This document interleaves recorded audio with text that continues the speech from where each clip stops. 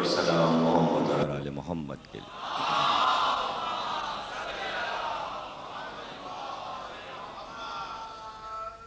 جعفر طیار کے سزا خانے میں 1423 کے اشرِ محرم کی چوتھی تقریر آپ حضرات سماعت فرما رہے ہیں۔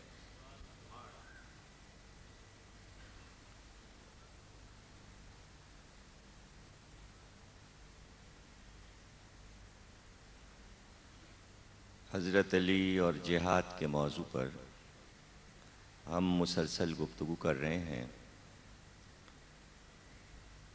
کہ جہاد کتنی مشکل منزل ہے۔ یوں تو ہر چیز کو آسان نہیں سمجھنا چاہیے، نماز بھی اتنی آسان نہیں ہے اپنے شرائط کے ساتھ، اور روزہ بھی اتنا آسان نہیں ہے اپنی شرائط کے ساتھ، اور حج بھی آسان نہیں ہے اپنی شرائط کے ساتھ، زکوٰۃ اور خمس بھی آسان نہیں اپنی شرائط کے ساتھ، جہاد بھی آسان نہیں اپنی شرائط کے ساتھ۔ نماز خضوع اور خشوع کے ساتھ اللہ قبول کرتا ہے۔ کوے کی طرح چوچیں ٹھونگے مار کے سجدے کرنے کو نماز نہیں کہتے، اس کے لیے بھی جگہ کا انتخاب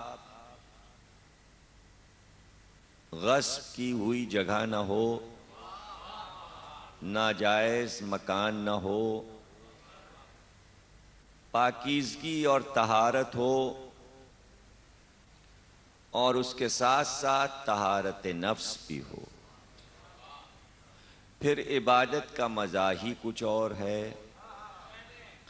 ایک نماز گھر کی نماز ہے، اس سے افضل مسجد میں پڑھنا ہے، اور مسجد سے افضل کعبے میں پڑھنا ہے۔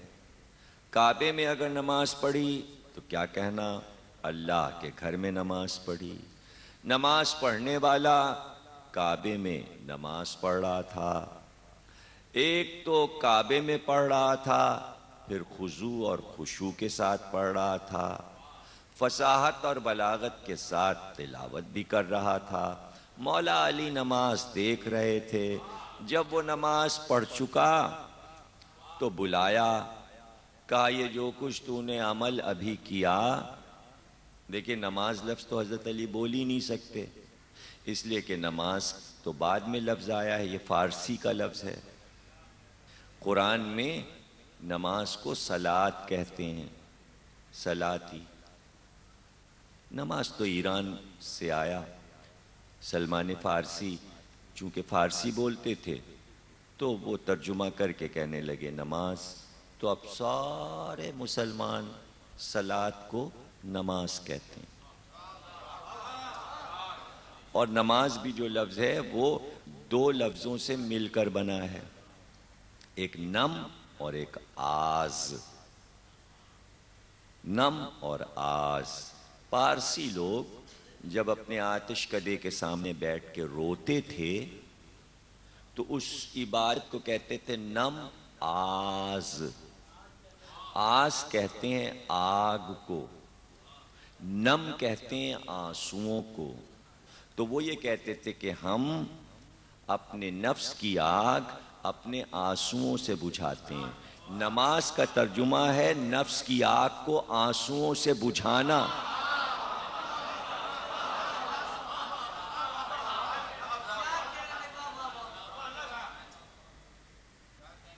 اسی طرح لفظ روزہ بھی آ گیا، قرآن میں نہیں ہے، لیکن نہ نماز قرآن میں ہے نہ روزہ، صلاۃ ہے اور صوم ہے، صوم و صلاۃ ہے قرآن میں، نماز روزہ قرآن میں نہیں۔ تو جب نماز اور روزہ قرآن میں نہیں تو آپ یہ کیسے ہم سے کہتے ہیں عزاداری قرآن میں دکھاؤ؟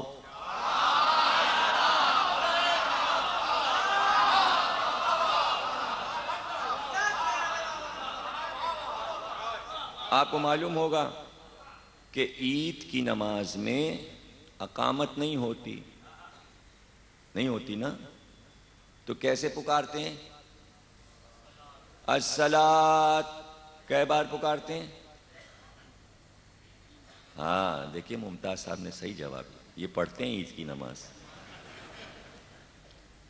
3 بار وہ پکارتا ہے الصلاۃ الصلاۃ الصلاۃ، رک کے، ٹھہر کے، تاکہ جو وضو بھی کر رہے ہیں وہ بھی آ جائیں، پہنچ جائیں سب لوگ۔ ایک ہی نماز ہوتی سال میں ایک بار، چھوٹ گئی تو چھوٹ گئی جماعت کے ساتھ۔ تو یہ نہیں کہتے نماز، یہ کیوں نہیں کہتے؟ النماز یہ کیوں نہیں کہتے؟ بھائی جو قرآن میں لفظ ہے وہ کہیں گے نا، جو حکم الہی ہے، یہ تو آپ نے نام رکھا ہے۔ تو بہت سی چیزوں کے نام مسلمانوں نے بدل دیے اور اس کی عادت ڈال لی، اس پہ کوئی اعتراض نہیں کرتا کہ یہ کیا ہے۔ یعنی دین میں اپنی مرضی کیسے شامل ہوئی ہے؟ کیوں نہیں سب بولتے کہ ہم صلاۃ پڑھنے جا رہے ہیں؟ یہ کیوں کہتے ہیں نماز پڑھنے جا رہے ہیں؟ دیکھیے اچھا خاصا لفظ تھا خدا حافظ، ان کا یہ فارسی اور عربی کا جوڑ نہیں ہے، خدا فارسی ہے، حافظ عربی ہے، تو پوری عربی بولیے۔ تو اب ٹی وی وغیرہ پہ کہتے ہیں اللہ حافظ۔ اب خدا حافظ کا جو حسن ہے وہ صحیح ہے کہ اللہ کا نام عربی والا آ گیا، تو جب آپ نے اس کا ترجمہ عربی میں کر لیا خدا حافظ کا اللہ حافظ، تو اب یہاں نماز کو بھی ہٹائیے اور صلاۃ بولا کیجئے، عادت ڈالیے۔ اب یہ چھوڑیے نا فارسی والے، سلمان فارسی والے،